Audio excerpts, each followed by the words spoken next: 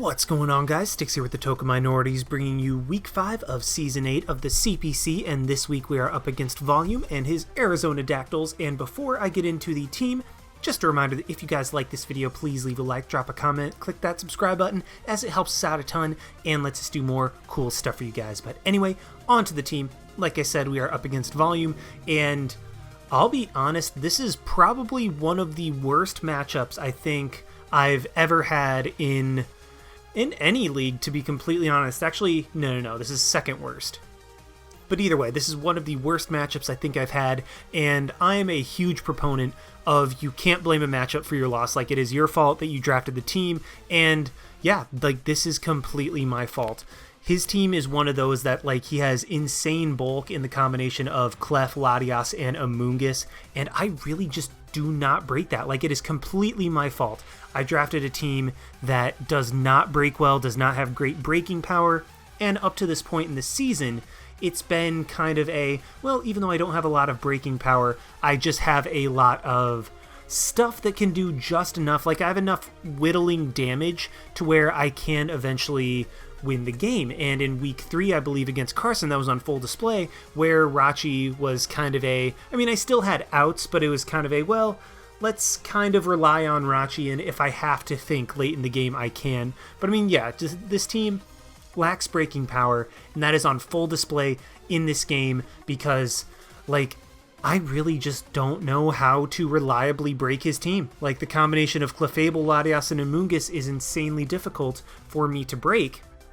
But at the same time, the threats in Feraligatr, Charizard Y, Excadrill, Tyranitar, Galvantula, even Frostlass has a good matchup against me. So it's like, okay, well, I have a lot of trouble breaking him, and he has a lot of mons that are gigantic threats against me to where I can't just go all-out offense. If I go all-out offense, he's going to absolutely crush me with the offense that he has, because he's one of the few coaches that has a team that can naturally outspeed mine in Excadrill, to where Excadrill, like, forces prep on my end. And then additionally, Charizard Y, the prep that I have for Excadrill, Charizard just absolutely chews up and spits out. So yeah, I mean, Volume, I think, did a really good job constructing his team, and this is a horrendous matchup, but those are all excuses. I'm going to do everything I can to win this matchup because it's what's in front of me, and I mean, yeah, I'm not just going to roll over and die. I'm going to do everything I can to win this game.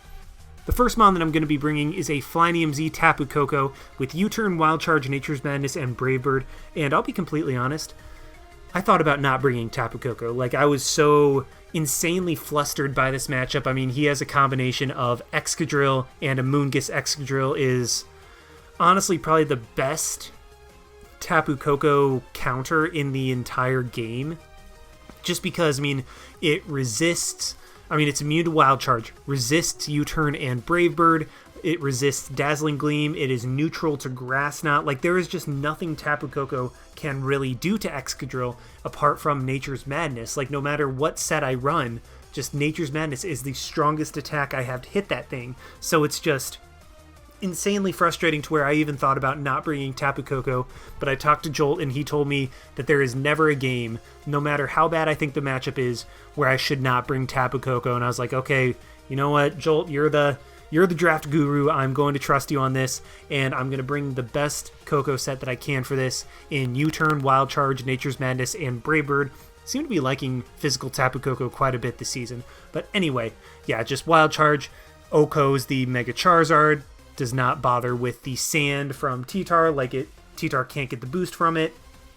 And then Brave Bird allows me to hit Amoonguss really hard. After rocks, Z Brave Bird is in my favor to knock Amoonguss out.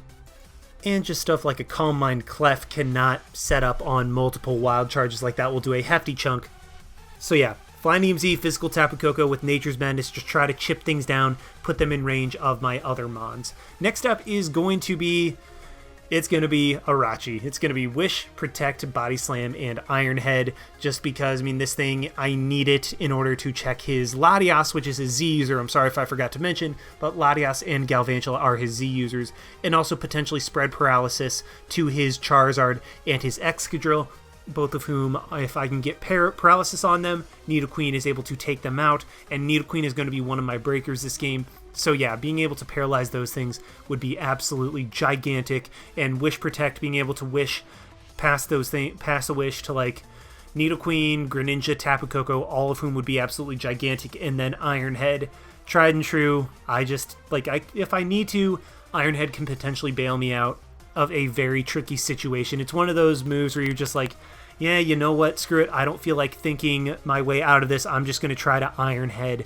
and win the game. So yeah, that's what Rachi does. Next up is going to be a physical Greninja with Expert Belt, U-Turn, Gunk Shot, Waterfall, and Rock Slide. This covers his team very nicely. Like, it doesn't break anything right off the bat, but it does hit things very, very hard, and it can potentially clean up a weakened team on his side if the right Mons are weakened in the right situation. Like, U-Turn can do really good damage to Latias, Tyranitar. Gunk Shot is great for Clefable, and also potentially getting poisons on stuff. Waterfall is more necessary for the Excadrill and the T-Tar than Low Kick, just because Excadrill is surprisingly light, so Low Kick is only like a 60 base power. So yeah, just Waterfall, I need the extra damage on it. And then Rock Slide is for the Charizard Y.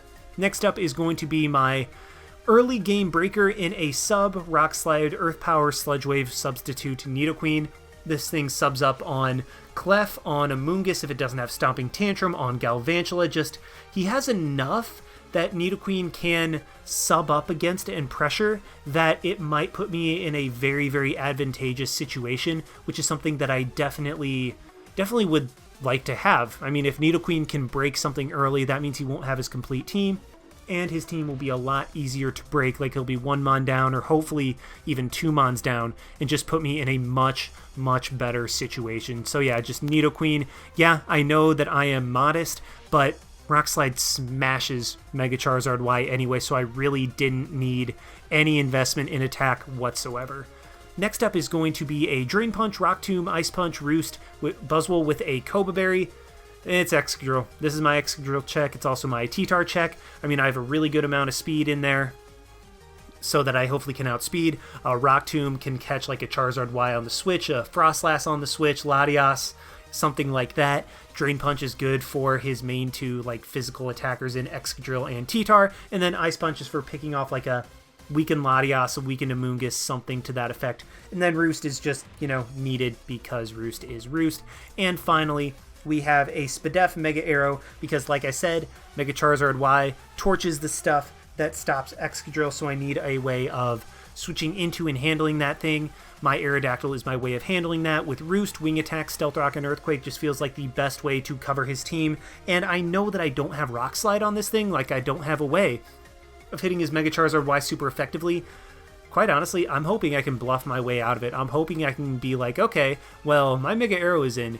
Do you really want to risk your very important Mega Charizard on me potentially not having a stab move for the Mon? Like, this is just like kind of the ultimate bluff in this game, and honestly, like I said, this matchup is so bad that I really need to just take risks like this. I don't think I can afford to not have Wing Attack on this Mega Arrow, because things like Amoonguss are such an annoyance to the team. So yeah, that is the team, and let's just go ahead and hop right on over to the battle. Alrighty, here we are in the battle, and the first thing I'm noticing is that there is actually no Latias, which was kind of surprising, as I thought that would be his defogger considering how important Charizard is to the team. But what that does is all but confirms that Excadrill is going to be his spinner, which means it can't be as offensive because he needs a little bit of longevity, otherwise Rocks will absolutely demolish his Charizards, even minor longevity. So that's very good knowledge to have. But that being said, he did bring both the Clefable and the Amoonguss and the Excadrill T-Tar. I mean, those were to be expected, and the Feraligatr. So this is a very, very, very scary team to try to deal with. But you know what? We just got to go for it. Like, there's no excuses. We got to try our best to win this. So I'm going to go ahead and lead off with my Greninja, as I thought, okay, if he leads off with his T-Tar, I can U-turn out. If he wants to pull the switch immediately into Amoonguss or Clefable as I U-turn, I will be able to get my Nidoqueen in and hopefully start breaking his team, because without the Latias, Nidoqueen can absolutely go in with the set that I have and do a ton of damage to his team, hopefully break it to the point where the rest of my Mons can clean up. So with my Greninja in against his T-Tar, I will just U-turn out, as I will be faster than a Scarf T-Tar guaranteed, and that damage reveals the T-Tar has no HP, or at least minimal HP, and minimal defense. So I'm wondering, okay, what the heck is this? This is like an offensive T-Tar? Because, I mean, that did a ton of damage, and that's very good for later. Like, having this T-Tar be as minimal bulk as it is bodes very well for me later in the game. But either way, I'm just going to pull the switch straight into my Buzzwole. I know Buzzwole's pressured, but he does go for the Rock Slide, and I mean, he misses. That does suck. Like, I'll admit that does suck, but that wouldn't have done a whole lot to Buzzwole anyway. And now I'm going to pull an aggressive double early on. That's not something that I normally do. Like, I'm normally one that I play as safe as I can early on and only make plays when I absolutely have to. But this was a play that I felt very comfortable. I was like, okay, I have to pressure him early. Like, I can't let him get his fat going. I can't let him heal up stuff. Like, I just have to step on the gas and then never let up, because if I'm dictating the tempo, then I do have a chance in this matchup. So now I get the switch right. He has his Clefable in on my Nidoqueen, and I'm just immediately going to get a sub up. I'm like, okay, he can go to his Amoonguss, I can Earth Sledge Wave that, or he does pull the switch into his Excadrill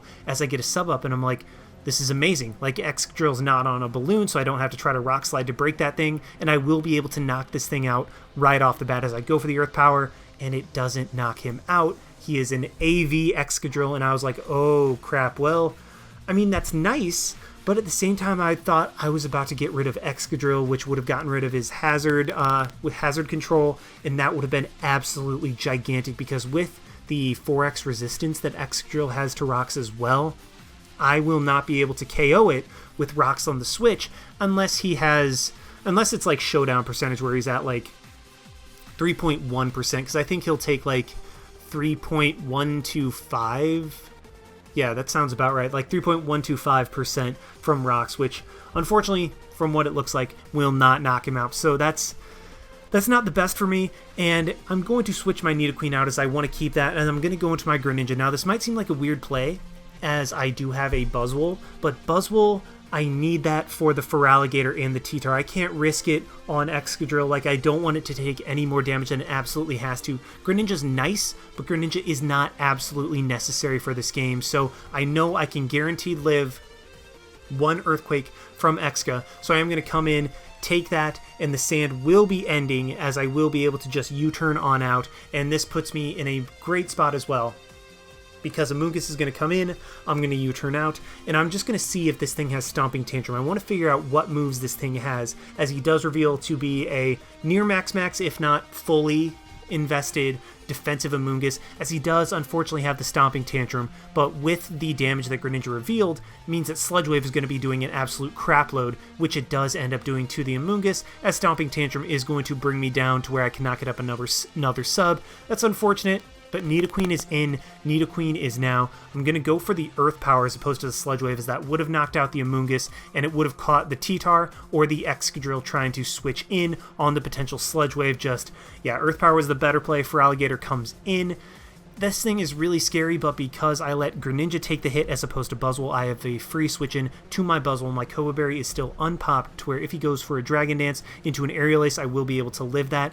And now, with him going for Liquidation and my Buzzwole kind of low around 50, I wanted to go for Rock Tomb, I really did, but I was like, you know what, no, I still have a full health Mega Aerodactyl that I can switch into Charizard if he does go into it like he does go here, and I could have been aggressive, but I figured that being aggressive could potentially lead to me losing, so I didn't mess around with that. I just went straight for the Roost, got back up to full health as Megazard is in. He's going to Mega Evolve, fire off a Flamethrower, and that is going to do jack all to my Aerodactyl, even not Mega. Like, it does less than 50, to where a Solar Beam will not be able to KO me. Now I'm just going to take this opportunity to immediately go for my rocks. Like I said in the Team Builder, this is a bluff Mega Arrow. This is me going like, okay, I don't think he'll predict me to not have Rock Slide, as he does predict me to have Rock Slide and goes into Clefable, so I'm just going to take this opportunity to go straight into my Nidoqueen once again, apply pressure to his team as he goes for the Wish. And I saw that and I was like, oh crap, this isn't great. So Clefable going for Wish, he can try to pass it into Charizard, Excadrill, T-Tar, Amoonguss, or Feraligatr. Like, all of them are potential recipients. If he goes into his Charizard, well, guess what? Charizard's still going to have to take rocks and whatever attack I go for on the switch-in, and a potential Sludge Wave on the switch-in, to where it won't be at 100%. If he goes into Excadrill or Feraligatr and wishes them up, well, I'm in a lot more trouble, because I still have my Mega Aerodactyl for his Charizard if he's able to wish it up. Yeah, I'm lower than I was, but I still have that. So basically, what I decided is that him healing up Excadrill or Feraligatr is much worse than him being able to heal up his Charizard. So while Clefable went for the Wish, I could attack what's in front of me, but instead I decided to go for the Earth Power. As he goes into his T-Tar, I was like, oh, this is beautiful. I got that right. I'm going to be able to knock this thing out. But he lives on 4%. And I was like, what the heck?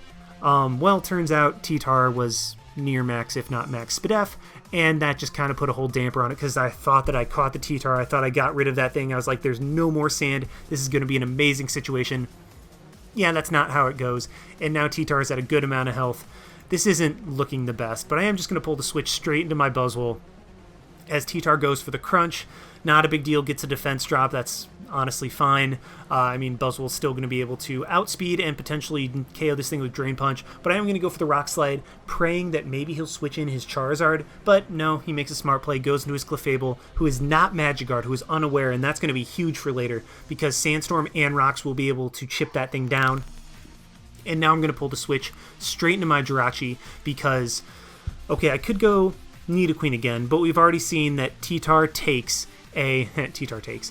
Good alliteration. T-Tar takes and rocks into Earth Power and is able to receive the Wish. Then we're just in a rinse-repeat situation with me not really gaining anything in the process. With Rachi coming in, I know that he can potentially pass to his Charizard, but I can go for a Body Slam and potentially get a paralysis on whatever comes in. Meanwhile, Body Slam will KO the Feraligatr and the Excadrill, and if T-Tar comes in and I get the Body Slam paralysis, well, then I can just fire off super effective Iron Heads and potentially KO that thing. Amoonguss, if I'm able to Body Slam para that thing, well, that just helps me in a late game scenario where I have to flinch that thing down. So while the Wish is lingering, I know that something can catch it. If Charizard comes in, which it does end up doing, at least I get a Body Slam and a potential para off. As I go for it, I'm hoping for the Body Slam para, and unfortunately I don't, as Charizard is able to get back up to 86%, but I still have my Mega Arrow at a good amount of health. It's able to take a Solar Beam guaranteed as I do, and this is where I'm kind of in a situation where it's like, okay, how do I play this? So Mega Arrow is in against his Zard. If I go for Wing Attack, that guaranteed puts him in range of rocks, that pressures Exca to spin later, but Exca's at 1%, so it can't come in on anything. So I was thinking, okay, I could Roost predicting the switch, but if he goes for just a raw Solar Beam, calling my bluff, then I get nothing out of this situation. So I decided that it was in my best interest to just go straight for the Wing Attack, bring this Charizard down below 50, and if he switches out, then you know what? Nothing on his team can take a Wing Attack, and luckily, I do get the bluff. Like, the bluff works once again as he goes into his Amoonguss. This will be able to easily 2-hit KO that thing, and Mega Arrow, 21, 22 turns into the game, will finally force a KO on his end. He does end up going into his Mega T-Tar, which I will be able to KO with a Wing Attack into an Earthquake, and finally, T-Tar goes down. That's one Mon down. That is a huge Mon down, because as soon as that thing's dead and Sand is gone, that's one less thing to worry about, and I will just be in an amazing situation. So now Feraligatr comes in. I'm thinking he's going to go straight for the Aqua Jet, so I'm just going to pull no punches, make the switch into Buzzwole. I don't need Buzzwole as much anymore because Sand is waning very, very quickly, so he does catch me on the switch into his Clefable. And at this point, I'm like, okay, well, you're just going to go for a Wish again, so I'm going to go into my Tapu Koko and absolutely force a kill as he doubles into his Charizard, and this comes out much better for me. So I was predicting him to go for the Wish, and in which case, like, nothing on his team, like, I would just fire off a Brave Bird at that point, because if Clefable wanted to stay in and take the Wish, cool. If anything else on his team switched in, Brave Bird was going to pick up a KO and leave the Wish, like it would waste the Wish. So switching in Koko was a no drawback play. Even if he Moonblasted and got the special attack drop, well, Koko doesn't have any special attacks in this game. So it just worked out really, really well for me, especially because Charizard is in. And quite frankly, if I'm able to catch the Amoonguss with a Z Brave Bird, Koko just cleans up at this point. So I'm I'm quite frankly in an amazing spot. Like, I'm so ridiculously glad my bluff with Arrow ended up paying off. Like, that was such a huge risk, because Charizard could have absolutely decimated me if at any point he called me not having Rock Slide, but luckily that was something he could not do.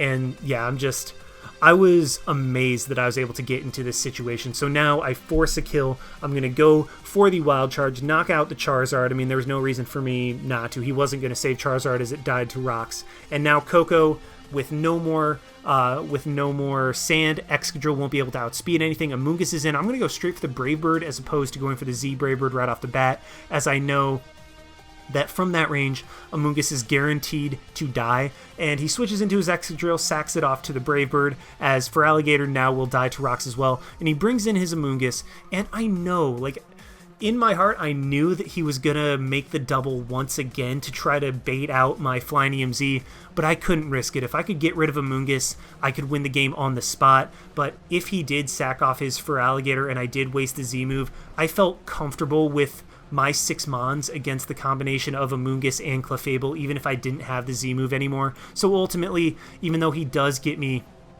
by sacking his Feraligatr as I Z move into nothing, it still works out really well for me just because it puts me in a better spot overall. But now, considering that that I did waste the Z move, his Amoonguss is back up to full, I'm just going to U-turn on out, go into my Jirachi, as there's nothing Amoonguss can do.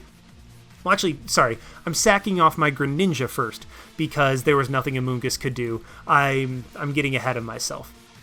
Because now you can see that Electric Terrain will run out, but this allows me to go into my Nidoqueen and force a kill. I mean, I don't want to pull the Jirachi thing yet. The Jirachi thing is coming, but I'm still in the frame of mind where I'm trying not to force the Jirachi endgame, but basically by sacking Greninja, I get a free switch into my Nidoqueen, and by Nidoqueen going for Sledge Wave, I essentially force a kill as well, because Sledge Wave will Oko Clefable if it tries to switch in, but it will also put Amoonguss in range, even though he'll kill me with the Stomping Tantrum, which he will end up doing. The Sledge Wave damage puts him in range of my Tapu Koko, to where I will be able to force a kill because of how low Clefable is as well. Clefable's at 61%, so Koko is able to come in, force a kill with Brave Bird, and now I'm like, as soon as he can stop regenerating with Amoonguss, I just win the game. Clefable comes in, takes 32% from the Brave Bird. He's going to end up protecting, getting back up to 28. And in my mind, I was like, you know what? I wonder if that's a roll. Nah, I'm just going to go for it. I mean, it did 32 last time. What are the odds that it gets like the lowest possible roll to where he's able to live? And he lives. I should have gone for the Wild Charge. I don't know why I didn't, because Wild Charge with rocks into Brave Bird would have 100% knocked out the Amoonguss.